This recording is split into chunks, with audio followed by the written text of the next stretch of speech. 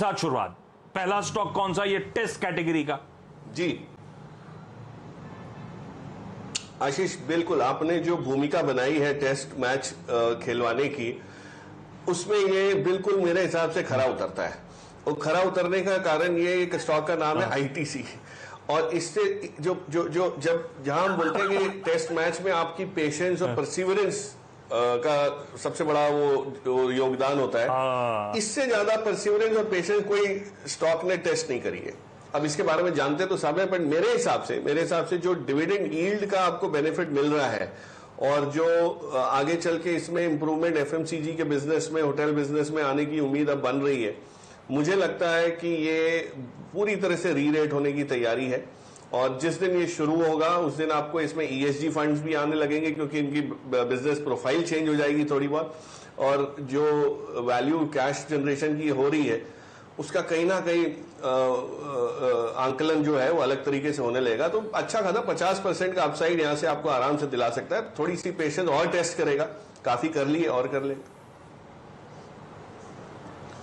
हाँ, तो ये 5वां टेस्ट मुकाबला है, 4 हो चुके हैं, ये 5वां टेस्ट मैच खेलने वाले हम आईटीसी के साथ। लेकिन आईटीसी वाकई पेशेंस टेस्ट करने वाली बात तो बिल्कुल सही है, पेशेंस टेस्ट कर रहा है। सब जानते हैं कि रिलेट होगा, पर कितना ये टाइम वाइज करेक्शन और कंटिन्यू होगा, एनीबॉडी इज गेस। लेकिन दीवान सर कह रहे हैं इसको पोर्टफोलियो में रख लीजिए यहां से। और ये कई बार आजकल वीकेंड शो में आईटीसी का नाम शुमार हो रहा है, आप लोग नोटिस कर रहे होंगे।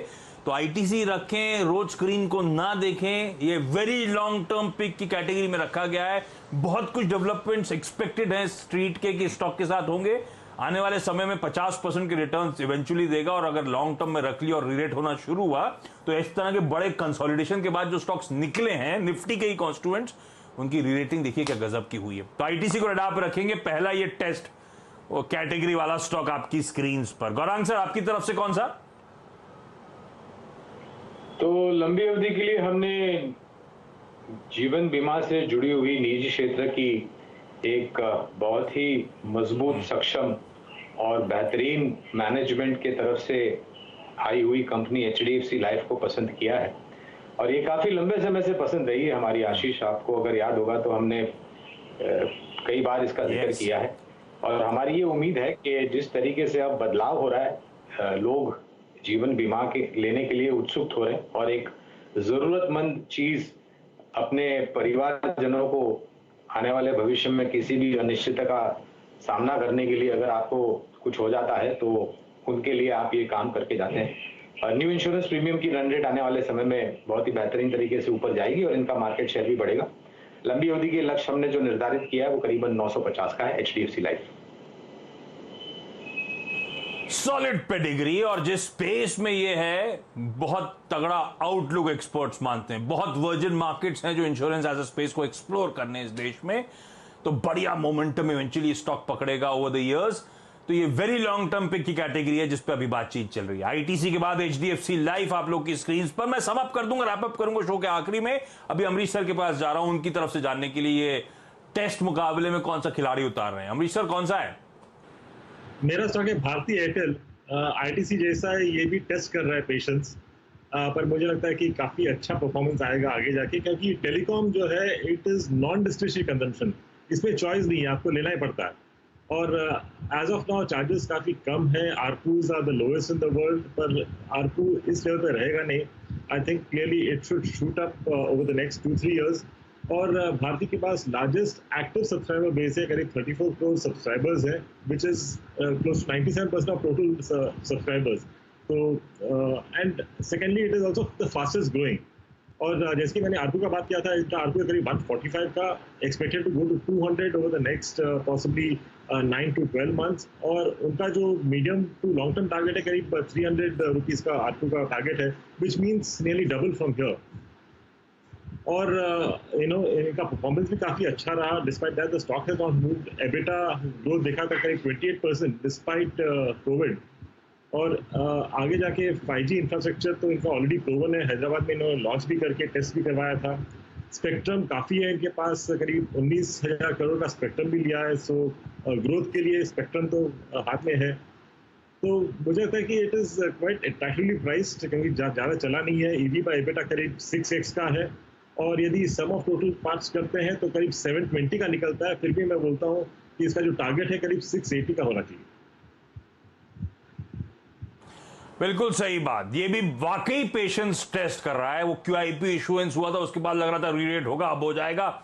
इतने समय से ये 500 से 600 के बैंड में कंसोलिडेट करता हुआ आपको नजर आ रहा है, लेकिन चलेगा। और मोटा मोटी ये टेलीकॉम के बाजार इस देश में डुओपोली मार्केट हो चुका है और बहुत बड़ा बाजार है, इसीलिए भारतीय जैसा स्टॉक अब पोर्टफोलियो में रखने की जरूरत। पेशेंस टेस्ट कर रहा है ये भी, लेकिन ये वेरी लॉन्ग टर्म पिक्स वाली कैटेगरी में है, रखिएगा पोर्टफोलियो में। इवेंचुअली अच्छी कंपाउंडिंग, अच्छे रिटर्न्स स्टॉक देके जाएगा।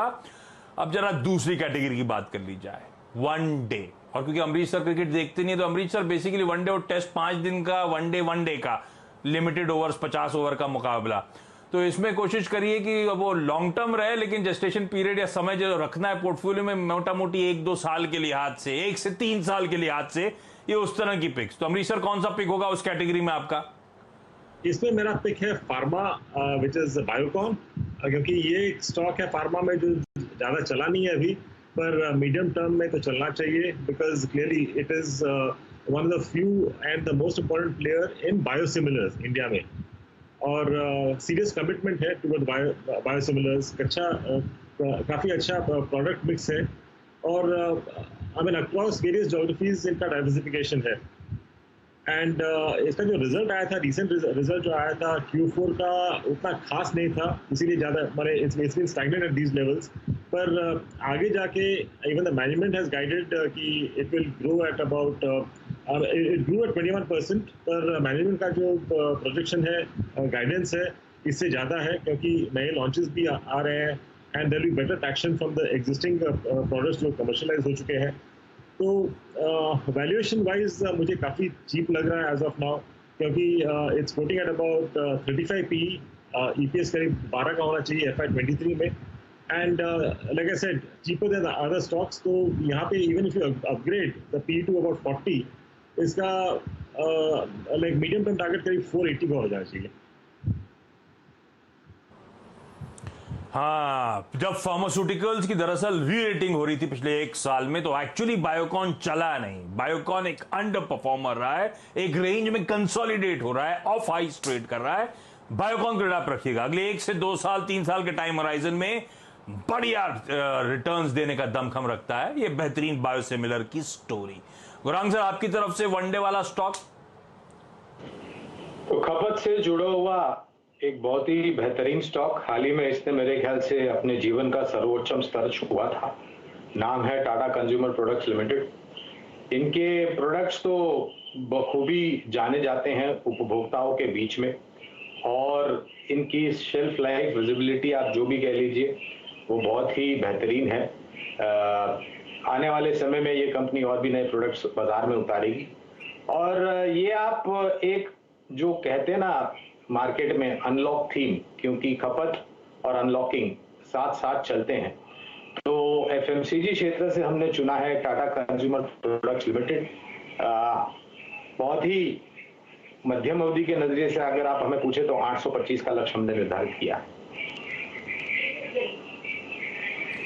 टाटा कंज्यूमर प्रोडक्ट्स बहुत सालों बाद इसने भी बहुत कंसोलिडेट करा कहने के लिए, उसके बाद अब रीरेट हुआ तो क्या गजब की रेटिंग होती हुई नजर आई है, और अभी भी पसंद आता है। FMCG को रडार पे रखना है, और उसमें टाटा कंज्यूमर एक प्रेफर्ड बेट। अगले 1 से 3 साल में यहां से भी बढ़िया रिटर्न्स देगा ये स्टॉक। दीवान सर, आपकी तरफ से ये मीडियम टर्म 1-2 साल वाली पिक कोई?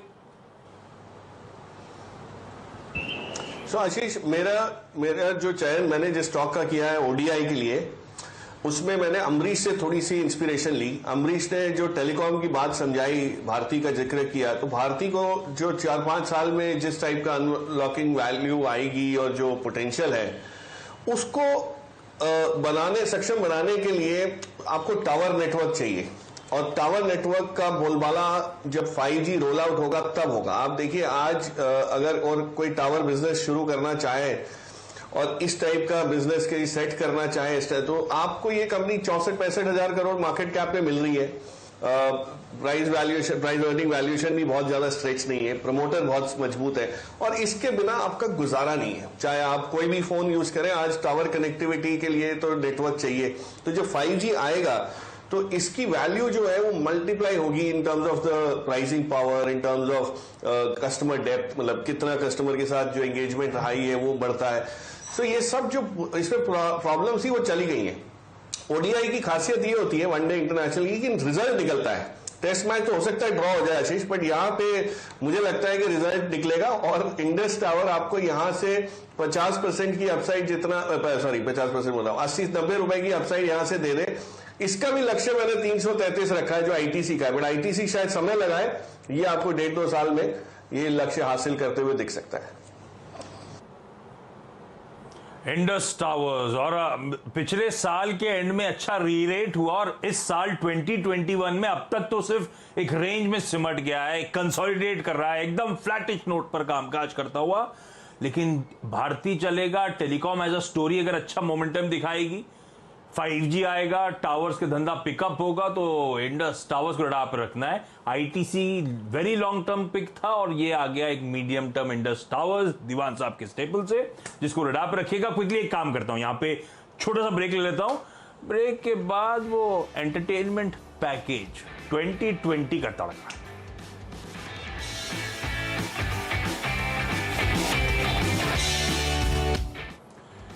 सीएनबीसी आवाज स्टॉक्स चैंपियनशिप में ब्रेक के बाद आपका स्वागत है। हमने टेस्ट स्टॉक्स की बात कर ली, हमने ओडीआई स्टॉक्स की बात कर ली, अब बारी है 2020 की। इस फॉर्मेट को समझाने की जरूरत है नहीं, क्योंकि बाकी दोनों फॉर्मेट लोग भूल भी गए हो। 2020 कोई नहीं, सब जानते हैं, सबको पता है। एक ही हाईलाइट है इस फॉर्मेट की, ताबड़तोड़ बल्लेबाजी। तो हमें चाहिए अगले 2-3-4 महीने के टाइम होराइजन के लिहाज से बढ़िया रिटर्न देने वाले पिक्स। दीवान सर, पहले आप बताइए कौन सा है 2020 पिक? आशीष देखिए, मेरे तीनों जो खिलाड़ी है ना वो आई से स्टार्ट होते हैं, तो ये तीसरा वाला भी इसी नाम से, आई से ही शुरुआत है इसकी, और इसका नाम है IB real estate, India bulls real estate. अब रियल एस्टेट इसलिए कि एक तो ये होता ही T20 टाइप है, इसमें कोई आप देखो तो चलता है तो बहुत चलता है, नहीं चलता है तो पड़ा रहता है। अब इस कंपनी में जो डिस्कवरी ये हुई है कि मैनेजमेंट चेंज हुआ, आपने देखा इसका, इन्होंने अपने जितने भी नॉन कोर एसेट्स थे, वेयर हाउसिंग वाले, ये वो सब चीजें, वो सब बेच बाच के अपना फोकस रेजिडेंशियल और कमर्शियल पे करा। कमर्शियल मतलब ऑफिस स्पेस और ये सब। तो ये जो जब डेवलपमेंट, अनलॉकिंग की हम बातें कर रहे हैं, रेजिडेंशियल उसमें पिकअप देख रहे हैं, और इस कंपनी को सबसे बड़ी चीज जो मुझे पसंद आती है वो ये है कि इन्होंने हमेशा लो लेवरेज लेके काम किया है। इनको प्राइवेट इक्विटी फंड्स का सपोर्ट है, कॉन्फिडेंस है, इस मैनेजमेंट का विजन बहुत क्लियर है, गार्डेड सा है, कंजर्वेटिव भी रहते हैं।